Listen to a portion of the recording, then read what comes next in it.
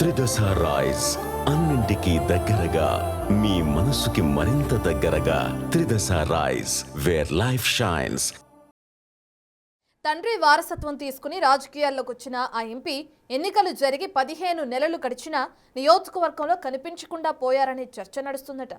ఎన్నికల్లో ఇచ్చిన హామీలు గాలికి వదిలేసి ఏదో చేస్తాడనుకుంటే ఏం చేయటం లేదట ఆ ఎంపీ. పార్లమెంటులో ఉన్న 7 నియోజకవర్గాల్లో ఎక్కడా కూడా ఆయన కనిపించడం లేదనే టాక్ జోరుగా నడుస్తుందట. మా ఎంపీ ఎక్కడున్నారు, ఏం చేస్తున్నారని అడిగే పరిస్థితి అక్కడ నెలకొందట. ఇంతకీ ఎవరా నేత, ఏంటా నియోజకవర్గం?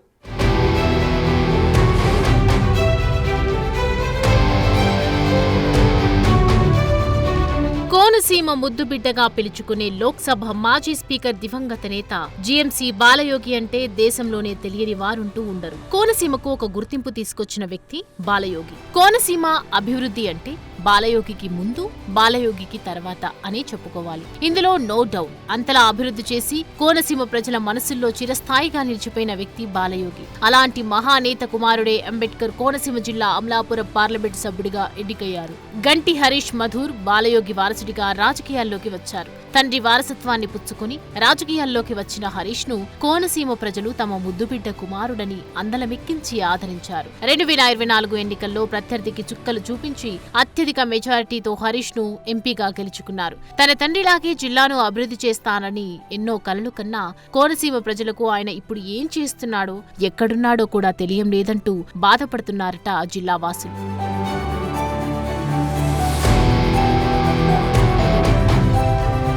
ఎన్నికలు ముగిసిన తర్వాత ఎంపీగా ఎన్నికై 15 నెలలు గడిచిన స్థానిక ఎంపీ హరీష్ మధుర్ బాలయోగి నియోజకవర్గంలో పర్యటించిన దాఖలలే ఎక్కడా కనబడటం లేదనే టాక్ విస్తృతంగా నడుస్తోందట.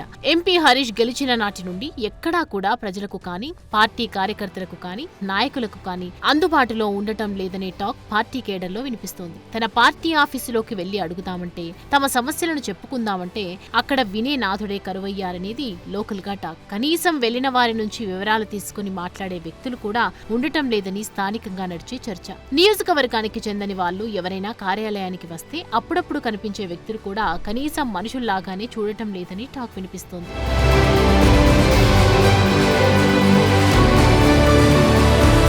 తన తండ్రి బాలయోగితో పనిచేసిన నేతలను కూడా ఇప్పుడు ఆయన కుమారుడు హరీష్ వారిని గౌరవించటం కూడా, కనీసం పట్టించుకోవటం కూడా లేదట. తండ్రి బాలయోగి మీద ఉన్న అభిమానంతో ఆయనను స్థానిక నాయకులు గౌరవిస్తున్నా ఎంపీ మాత్రం కనీసం గౌరవం ఇవ్వటం లేదని బాధపడుతున్నారట స్థానిక నాయకులు.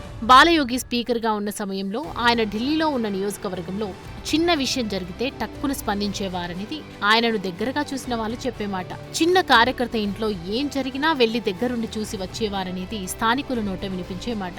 కానీ ఆయన కుమారుడైన ఎంపీ హరీష్ కనీసం పార్లమెంటు స్థాయిలో పర్యటించిన దాఖలలేవీ లేవనేది ప్రస్తుతం స్థానికుల నోట వినిపిస్తున్న మాట. ఈ 15 నెలల కాలంలో మచ్చుకు కూడా కనిపించని ఎంపీ మొన్న పవన్ కళ్యాణ్ వచ్చినప్పుడు తలుక్కుమన్నారని స్థానికంగా మాట్లాడుకుంటున్నారట.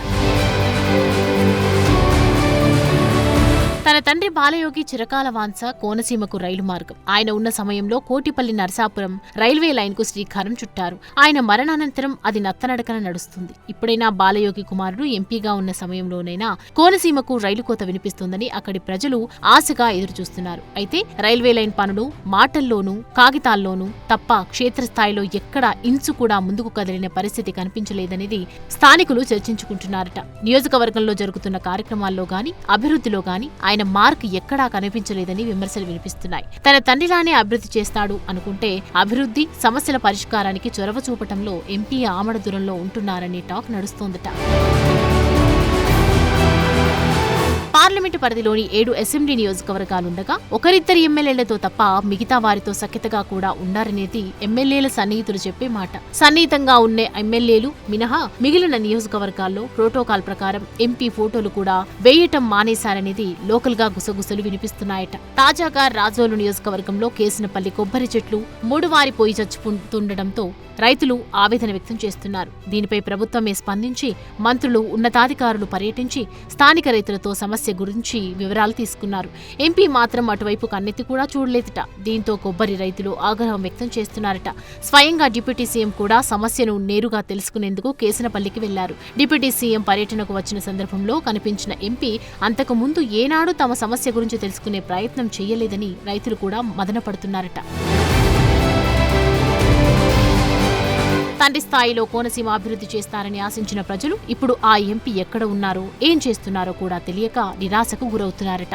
ఎన్నికల్లో గెలిచి దాదాపు 15 నెలలు గడిచినా నియోజకవర్గంలో ఎంపీ జాడే లేదని, కార్యకర్తలకు నాయకులకు కూడా అందుబాటులో ఉండట్లేదని విమర్శలు వెల్లువెత్తుతున్నాయి. ఇప్పటికైనా ఎంపీ హరీష్ మధూర్ తన పంథా మార్చుకుని ప్రజలకు అందుబాటులో ఉండాలని, కోనసీమను అభివృద్ధి చేయాలని కోరుతున్నారు. మరి చూడాలి, ఇప్పటికైనా ఆయన తండ్రి ఆశయాలను, కోనసీమ జిల్లా ప్రజల కోరికలను నెరవేరుస్తాడా లేక ఇదే పద్ధతిలో ఉంటారనేది వేచి చూడాలి.